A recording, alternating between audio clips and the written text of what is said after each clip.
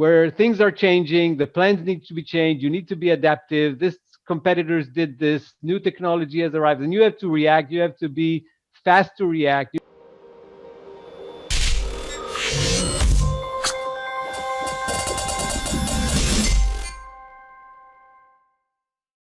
Hey, it's Kellen, and today on Diversified Game, I want you to get your pen, your paper, and get ready to go on Amazon and get this book. You might have to wait on it because I know I have my copy, but maybe HarperCollins and Uri sent it to me early. I have Uri Adoni, who is a CEO, former CEO of Microsoft Israel. He is also a venture capitalist, an angel investor, and he's going to give us the game on chutzpah. He's going to be just so open because a lot of you, I think, have lost your drive during these COVID times. So hopefully he can help bring it back up. Uri, welcome to the show. How are you doing? Thank you. Thanks for having me. Great. Thanks. I want to know, we all need chutzpah. We all need to be unstoppable. You can do interviews all day about, okay, why'd you write this? How'd you write this? But I want to start with, why do you think people are so lacking right now? What is it about folks that, they just they're not born with this, or do they have to learn it throughout their journey? That's a great question. Thanks for that. Because I think one of the things I write in the book is that unlike charisma, where you kind of need to be born with it, chutzpah is something you can actually learn. And so I'm not sure that, I don't know if people are born with it or not, but I think sometimes it's being suppressed as they grow up in a certain culture. And I would say that any entrepreneur, any successful, good entrepreneur around the world has chutzpah, whether they know how to call it or not. Or whether they to put the finger on it, but it's definitely some kind of a virtue that you need in order to be successful. I would say, though, that chutzpah has a positive side and a negative side. So I'm not talking about the negative side, which is being arrogant or rude. I'm talking about the positive side, which we can expand in a minute about, this audacity or go-to approach that you really believe in yourself, that you can actually do something that nobody else did before. And I really want to, get that real go deep, because in your book, The Unstoppable Startup, you put the secret rules in there and you put the pillars. And I want them to read this book the same way where they would read the 4-Hour Work Week and, books by Seth Godin. I want them to read this book. I went through it. I didn't read the book, but I studied it. And that's why through the book, you'll see highlighting, because you're talking about things from a perspective where, we hear, oh, Bill Gates wrote a book and this person wrote a book, but here you are doing the same work. Now, maybe you don't have the same flash, in America, but you have the same techniques and you've given a unique approach to it. Where does that come from? And I'm just going to put it out there. Israel has a requirement for, the military. Pretty much a lot of people know that if you know anything about Israel. America, we have a requirement to watch TV and eat good fatty foods. Do you think that the military requirement in having to be tied into your community, is the reason why Israel has, the most, startups in the world? Well, yeah, I think the military has to do with it. Obviously, the community is part of that, and I think the whole ecosystem is part of that.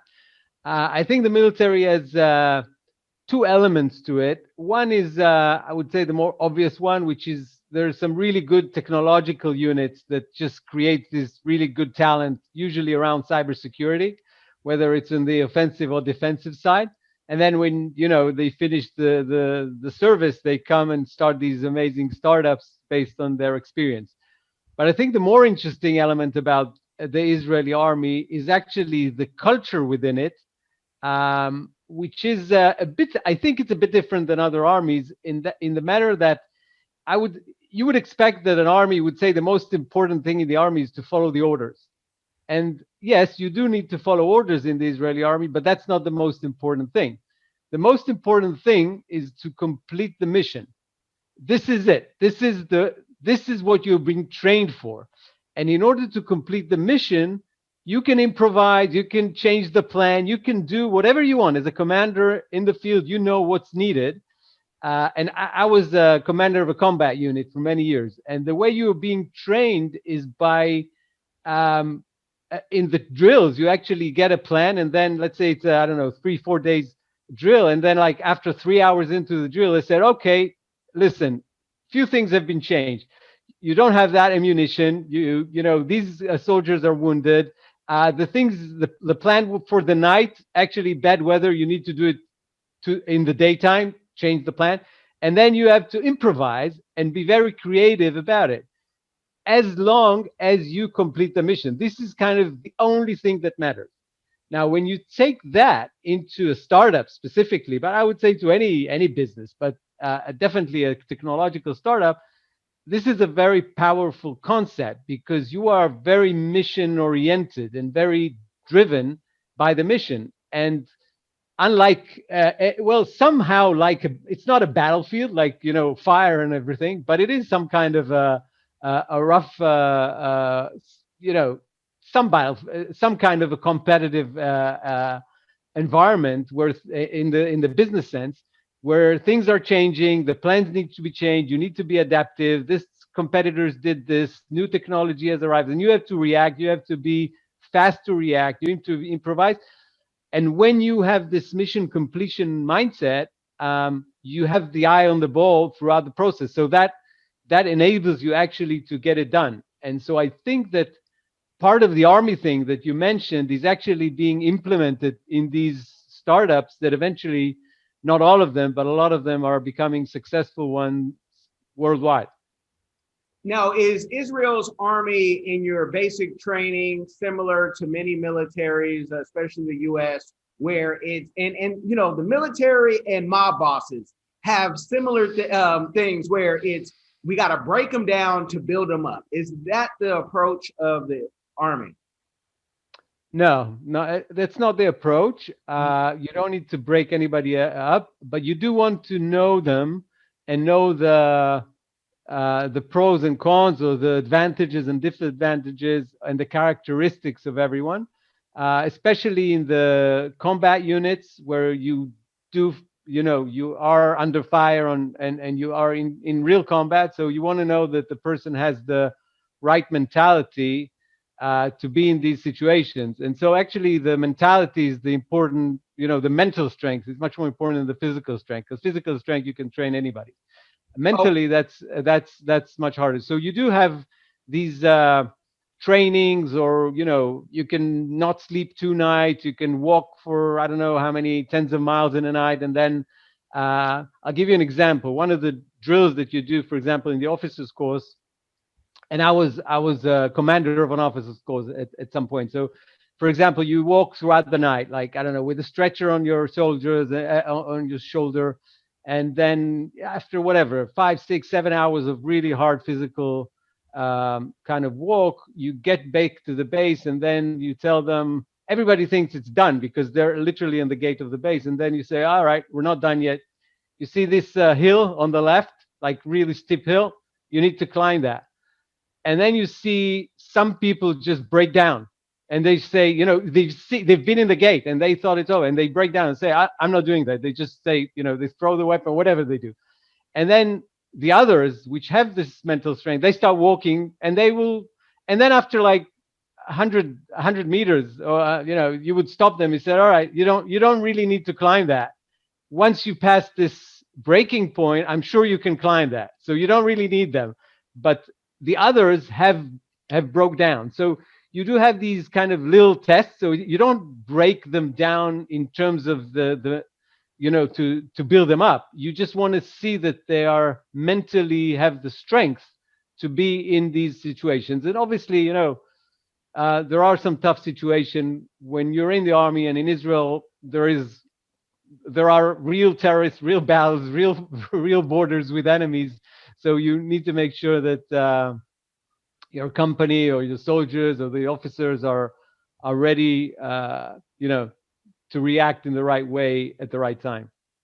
No, definitely. And you write about, some of those real threats and about folks who have helped, like Danny Gold, to create the Iron Dome. Whereas in America, many soldiers feel like, we're playing war, but who's coming to attack America anytime soon? Because we're our closest enemies, they're so far away and yours are right next door.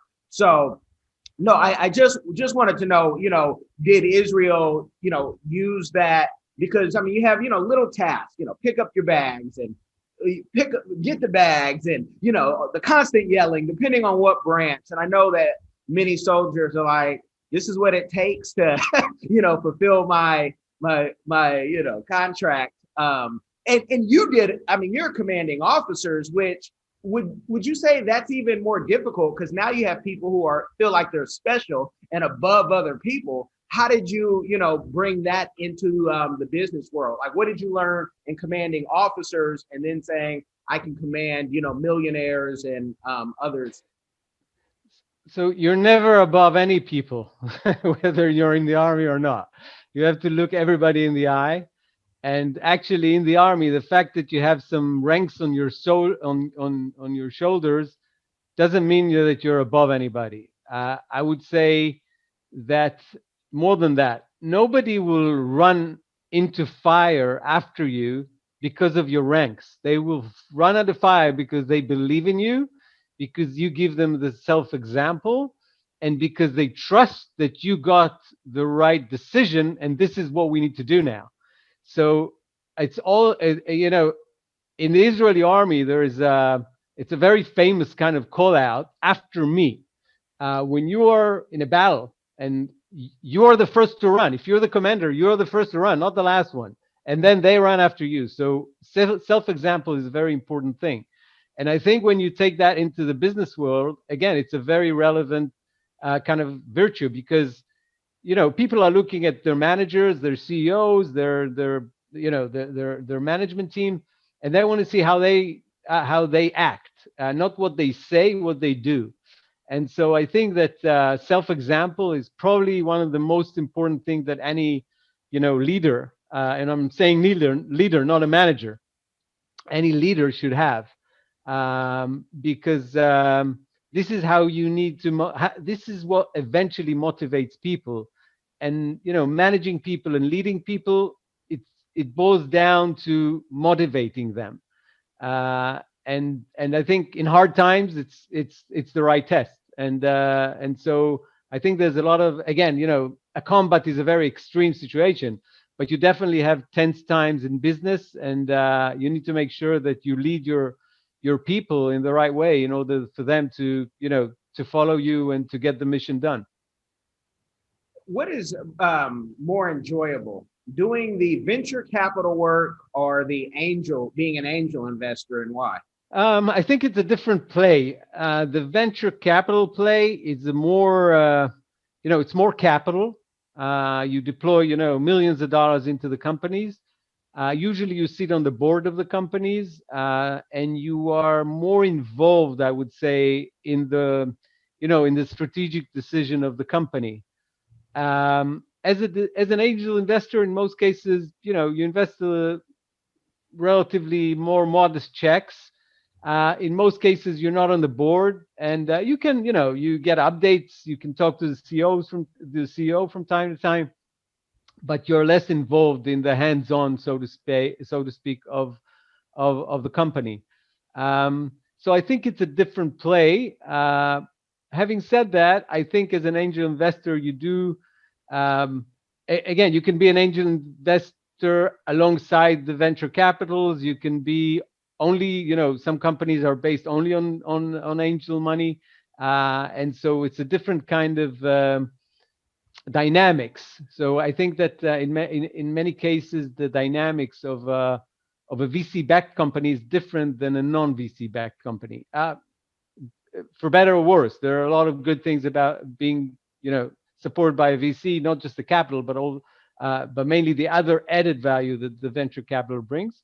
But in some cases, as an angel investor, you can actually add value as well, whether it's through connections, your experience, opening doors, distribution channels, and so forth.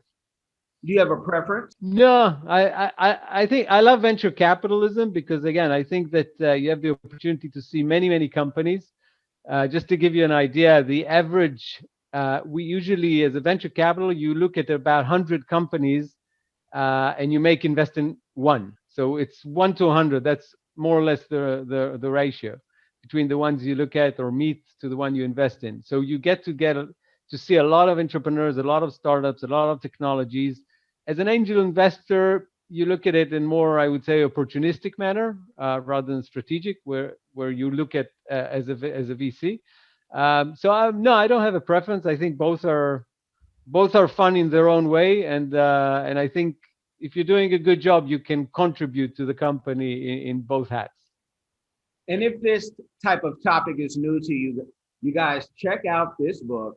And he goes through, even talks about, Series A, you can be a beginner or advanced, so you can really get something out of this book.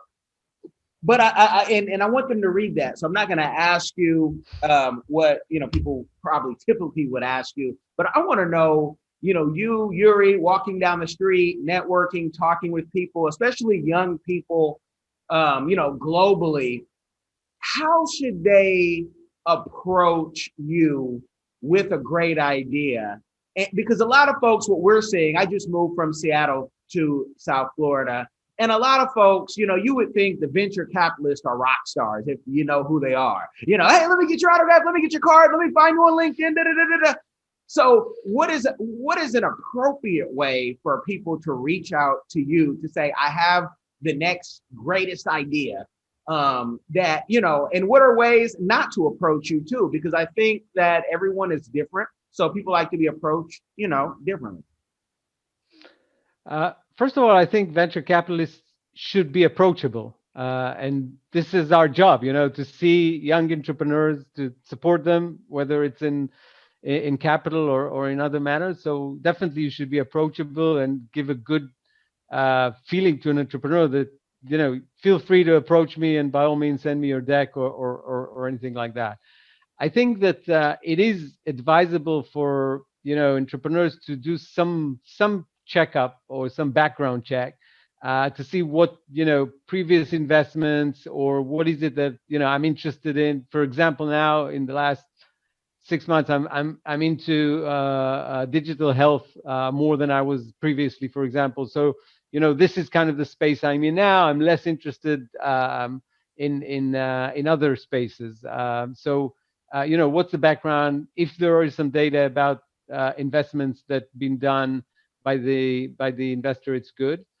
But I think that at the end of the day, a lot of people think that venture capitalists are very anal in terms of Excel sheets and data and things like that, which is partially true. Obviously, we look at the data, we look at the Excel sheets, we look at the market trends, etc. But there's a lot of I would say effect to other elements such as passion.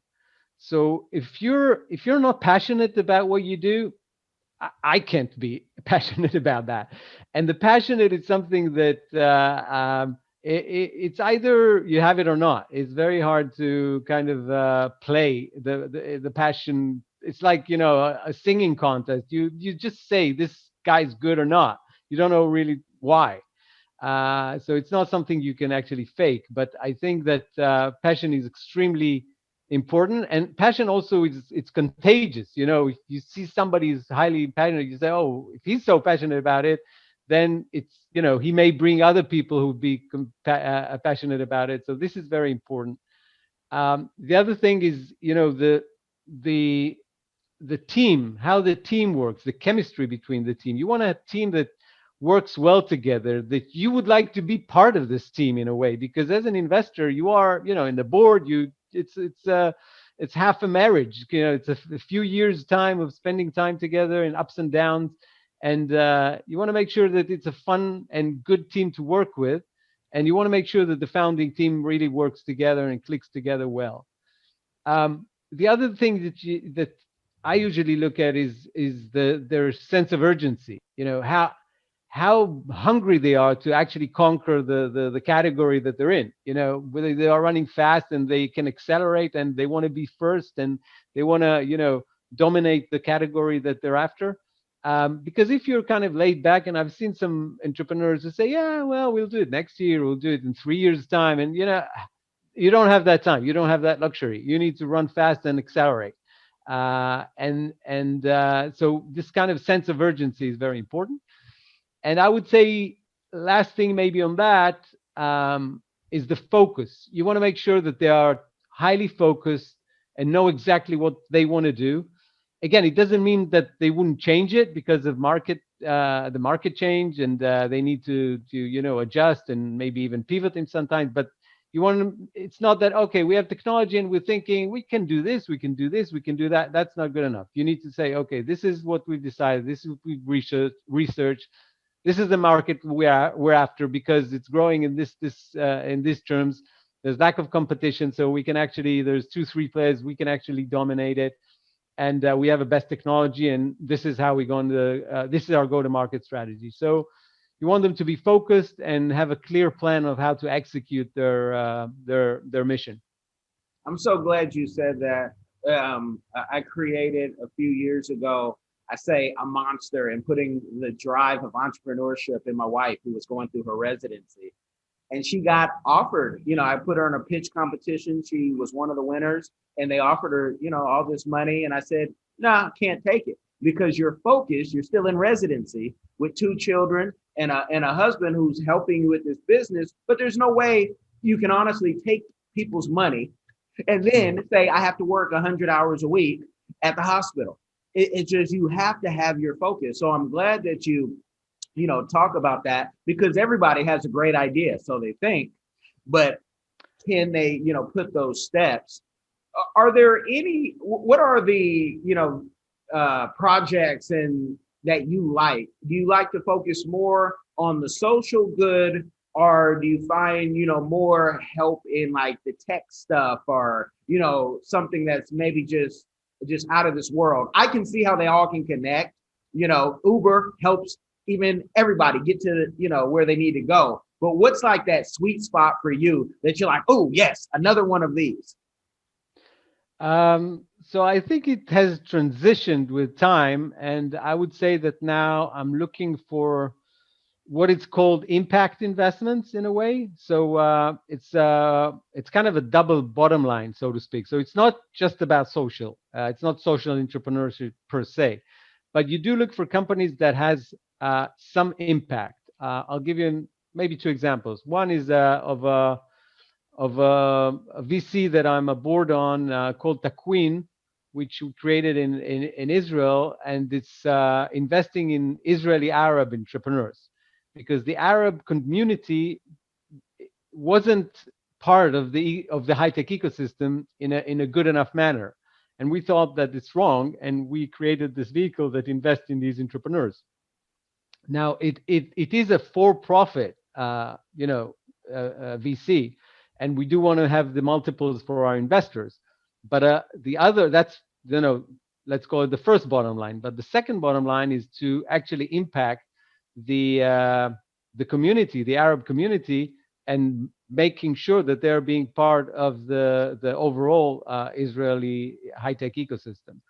As I mentioned earlier, I think the digital health, biotechnology, or bioconvergence, what it's called today, it's all things that are food tech, for example.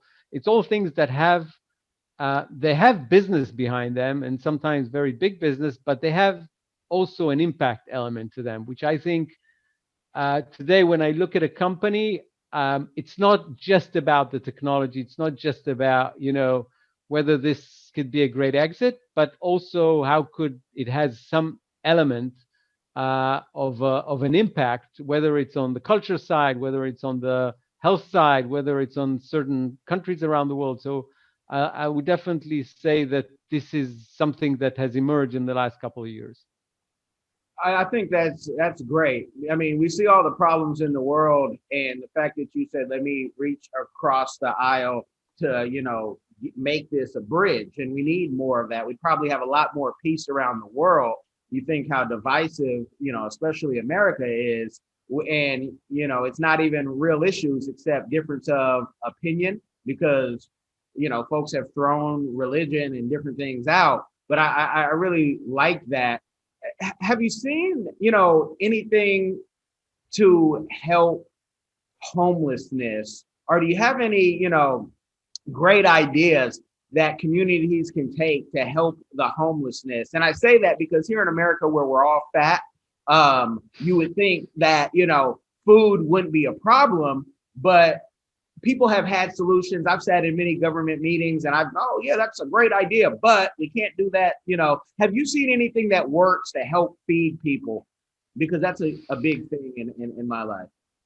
Yeah, well, I mean, I have been in touch with people who looked at the homeless as kind of more social entrepreneurship. Saying how to have all sorts of homes and shelters and things like that, which I think is great. Technology wise, I think that I can think of technologies that may be implemented in the future. I don't see them happening tomorrow morning. I'll give you an example. There's all sorts of initiatives now of personalized food. So whether it can be a printable food, you can print a hamburger today and things like that based on some kind of genes that you have or things like that.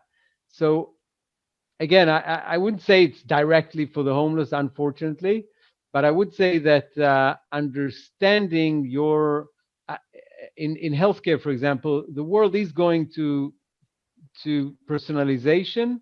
And I think that if it will be a simple test, let's say, I take whatever a part of a spit or a saliva or something like that, that I can say, okay, I know what your DNA is or your genes are, and I can actually get you the right food or the right medicine or the right help in order for you to actually be a healthier person. If that will become a commodity, I think that it enables the people who don't necessarily have the capital or the means to today to get the right treatment. I think it will hopefully lower the bar and have access. It make healthcare accessible in a much accurate manner, also to people that don't necessarily have the means today to have the right treatment. Now, I'm a consultant, so I see many of projects just like yourself. You hear about things, but I love to ask entrepreneurs, what is your community give back? You've talked about a lot of community give backs, but is there one that you have not mentioned or something that you would like to do in the future?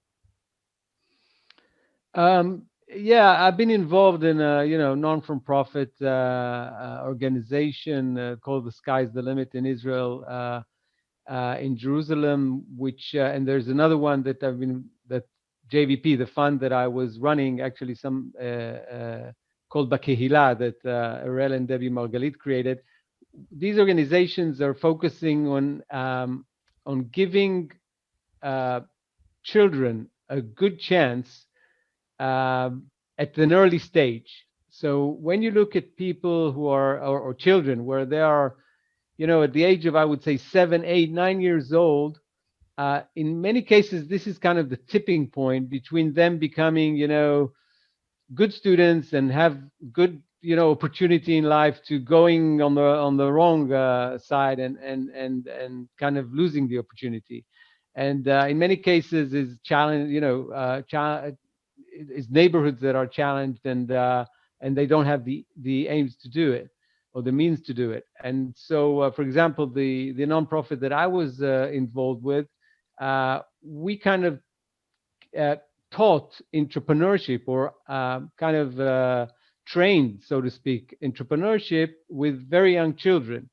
And some of the things are really amazing because you meet a child and he says to you, for example, I'll give you an example. He said, what do you want to be when you grow up? And he said, I want to be um, um, a guard in the shopping mall that checks the bags. In Israel, you have to check the bag each time you go to a shopping mall. Instead, this is kind of the top that he could think of. And there was this Ethiopian doctor, MD. that came to the school. And then the children would say, wow, he can be actually a medical doctor. Now I can raise the bar and I want to be a doctor now. So in a way, this mindset, coming back to the mindset that we talked earlier of, of young children, I think some of them, uh, uh, you can change and help them to be more, um, to think in a larger manner and to thrive for more and higher. And if you give them a little bit of means, and the means are not necessarily just capital, it's means of patience and guidance and teaching sometimes. And if somebody is a bit struggling, to give them the extra help. In many cases, this is actually what makes the difference in this tipping point. And I think that in that perspective, I'm very glad that I had this opportunity to be part of this non-for-profit organization. That's a big thing. Exposure is everything, especially young. And I'm glad you said those numbers, that 8, 9 range, because people think, oh, I'll get them when they're 15. It's too late. They're already addicted to the video games and whatever else that's consuming them. Have you seen any, programs? I don't know if you have children or a wife, family, but anything that you did for, maybe if you do have children, your children, to say, no, there's a program, or seen any programs? Because with automation, it's almost like we're all living in a virtual world, and it's just, what channel are you tuned into? So have you seen anything, used anything special that you could give people a tip to say, try this, try that? In terms of, in terms of, I think coming back to what we just discussed about unprivileged neighborhoods, for example, unprivileged children. So I think, some people think, oh, I can't solve the hunger in Africa, or something. They think very, very big. And I think that uh, eventually it's all down to very specific missions that you can define to yourself. And again, it's small examples. There was this initiative here in where I live, in just outside Tel Aviv, in the countryside, where they said there are a few schools in the nearby city that the children don't have this sandwiches to take to school, because they don't have they're coming from unprivileged families. And so they've created this initiative that they bring these sandwiches once a week, twice a week, whatever, to the school.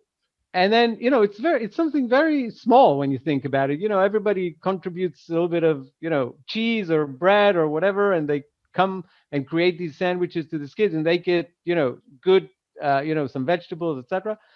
And it was a very small initiative, but it really made a change to these children that they supported. So I would say, don't, yeah, you should have a big vision, and definitely a startup should have a big vision.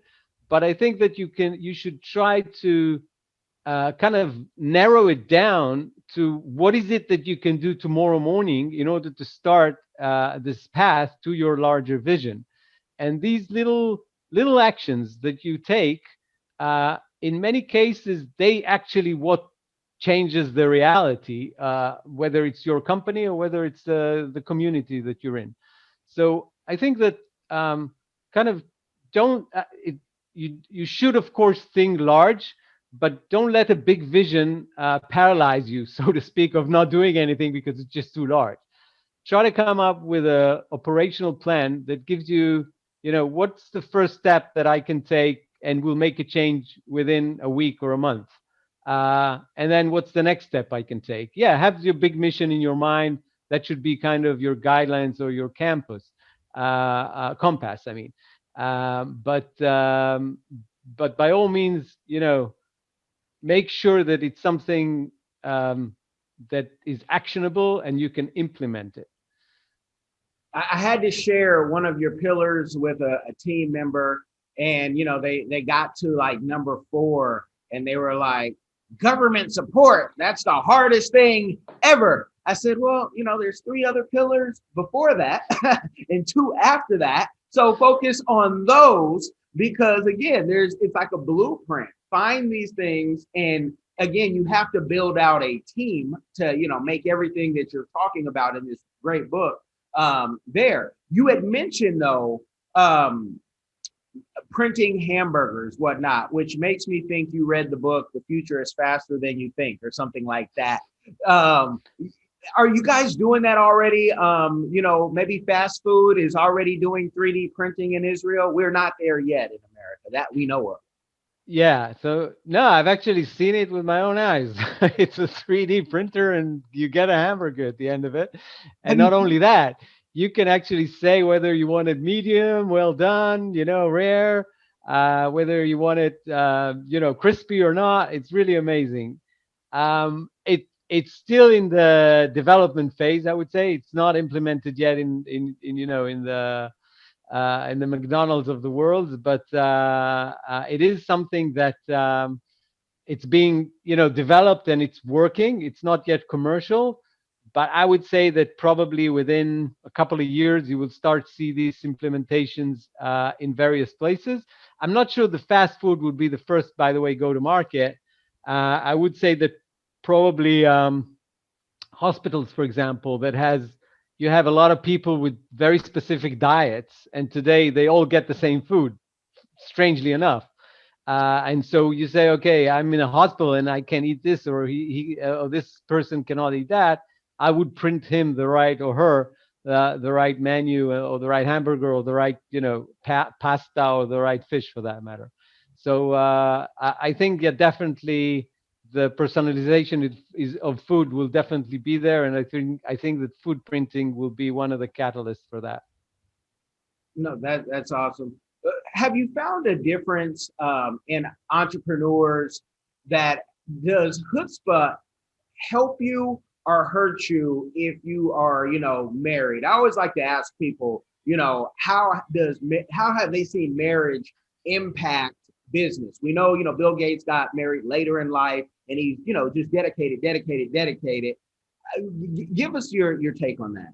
Well, there's two angles to that. I mean, one is, do you use chutzpah in order to, you know, um, get into relationships? There's all sorts of one-liners that people use, and some of them are being rude, and some of them are being funny. So, I think if you like somebody and you want to get into a serious relationship, you should definitely engage in some manner, one way or another. I think that yeah, I'm married and I have two kids, and I think the main thing about marriage and entrepreneurship, I don't think it's about whether you need to dedicate the whole thing to that. I think it's about supporting, and I think it's kind of the mutual support, whether you support your wife and vice versa, in order to pursue what is this that you're passionate about and what is it that you want to do. And I think if there is this support in your home, in your house, with your spouse, that's a big thing, because then it enables you to spend the time that you need, to travel wherever you need, to take chances or risks in some cases, and you want to. It's usually easier when you have a partner to the journey than to do it on your own. So I would, I think that I don't think it should be either or. I think you can definitely combine the two together. Awesome. I love to hear that. So many times we can hear on the TVs, oh, don't get married till you have it all figured out. And I would still not be married. I've been married 12 plus years. I don't have it figured out yet. I'm not sure you get figure it out until you're 85. So I'm not sure we need to wait for that. That means we have a whole nother, lifetime adventure, you and I, to figure it out and make the mistakes on the way. I I don't want to give the people a game overload. I really want them, and I mean that, you guys. I'm not paid to say this. Get this book, check this book out. It's hard as an entrepreneur to sometimes find that support. So sometimes you have to read about it and hear about other stories that people have done it, because even, it's your baby, your child, your dream, your goal. So Uri, I thank you for coming on. Where can the people, follow you in this social media world? Where do you like to be followed and update people? LinkedIn would probably be the best place, under Uri Adoni. There's a website for the book called the unstoppable startup.com. Obviously, you can get it on Amazon and other retailers, but probably social-wise, LinkedIn and Twitter. That will be probably the two good places to get in touch. Well, no, that is awesome. I'll definitely, hashtag you, tag you once this Thank you very much. goes out. I thank you for your time. I thank you. I really appreciate it. It was a true, interesting conversation. I'm glad to hear that. Thank you. You guys like, share, subscribe. Uri's links will be in the description box. Make sure you share it with a friend. Share the game.